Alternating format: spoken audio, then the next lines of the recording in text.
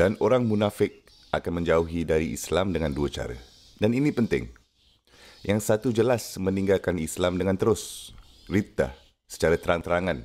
Anda dulu Muslim dan semua orang tahu sekarang bahawa anda bukan lagi Muslim. Anda menjadi kafir balik. Tetapi ada satu bentuk lain untuk keluar dari din.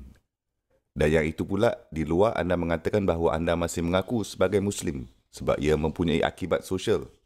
Jika anda keluar terus dari Islam secara langsung kan, dan mempunyai akibat sosial, tetapi untuk semua tujuan praktikal, di bahagian dalam diri anda, tidak ada apa-apa lagi yang tinggal. Sebenarnya tidak ada apa yang tinggal, kosong. Dan terutamanya sekarang anda telah menjadi orang yang memilih-milih apa yang anda ambil dari din dan apa yang anda tidak ambil dari din.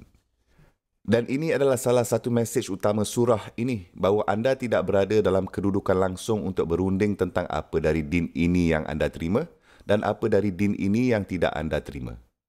Atau anda tidak merasa selesa sehingga anda tidak semestinya mahu ikut. Ini adalah salah satu idea utama disampaikan dalam din ini. Okey, baru-baru ini, sebenarnya semalam melalui internet, saya bercakap dengan kumpulan pemuda di DC. Dan anda tahu ada soalan dalam perbincangan. Ada ini kamu tahu adik perempuan yang bertanyakan soalan.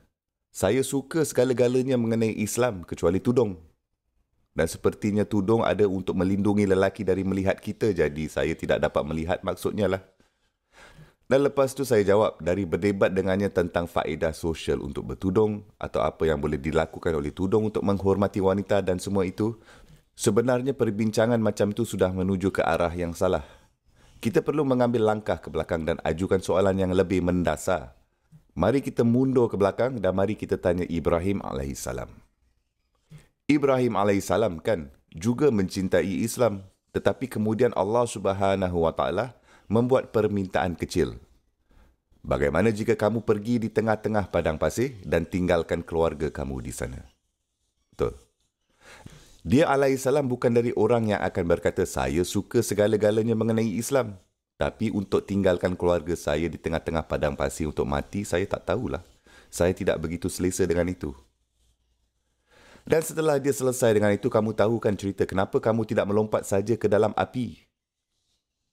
Saya suka segala-galanya mengenai Islam kecuali ini, membakar diri saya hidup-hidup. Itu macam ekstrim lah. Tidak juga. Dia alaihissalam tak cakap macam tu. Kamu tak jumpa soalan-soalan macam tu juga kan? Allah SWT kata, letakkan pisau ke leher anak kamu. Teruskan.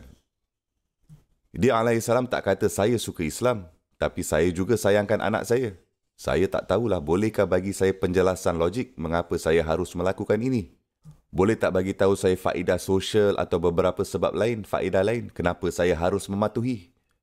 Iz qala lahu rabbuhu aslim. Qala aslamtu li rabbil alamin. Ada sebab Allah SWT memberikan kita pelajaran itu dalam surah Al-Baqarah. Setiap kali Allah SWT berfirman kepadanya, serahkanlah diri kamu, serah, tunduk. Ibrahim AS menjawab, aku menyerah, aku tunduk, aku taat, aku menyerahkan diri aku sepenuhnya pada li rabbil alamin, Rabb sekian alam. Jadi sebelum kita membincangkan aspek apa-apa pun dari din dan cuba mengetahui logiknya, fahamkan dulu tujuannya yang lebih besar. Allah SWT telah menjadikan din ini sebagai satu bentuk penyerahan kepadanya. Penyerahan sepenuhnya kepadanya. Jika anda suka untuk menyerahkan diri anda kepadanya, anda sedang mengalami kesukaran dengan Islam itu sendiri. Idea din itu sendiri. Sini bukannya untuk mengatakan bahawa anda tidak payah memahami ahkam Allah SWT.